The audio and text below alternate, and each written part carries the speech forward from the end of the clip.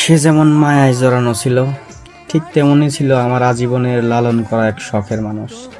আমি তো চেয়েছিলাম আমার সেই মায়ার মানুষটার সব শখ পূরণ করতে। সে বলতো সুখ হতে নাকি অঢেল টাকা পয়সার প্রয়োজন হয় না, শুধু একটা বিশ্বাসী হাতের প্রয়োজন।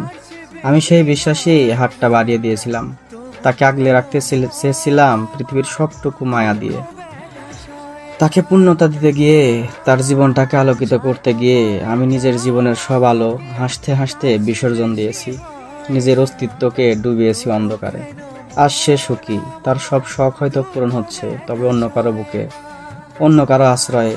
আর আমার ভাগে পড়ে আছে তার দেওয়া সেই পুরনো কথা আর এক বুক স্মৃতি, যা বিষাক্ত হুল হয়ে প্রতিদিন আমাকে একটু একটু করে পুড়িয়ে মারছে।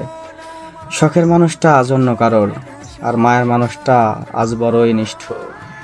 যার কপালে যা থাকে তার চেয়ে বেশি হয়।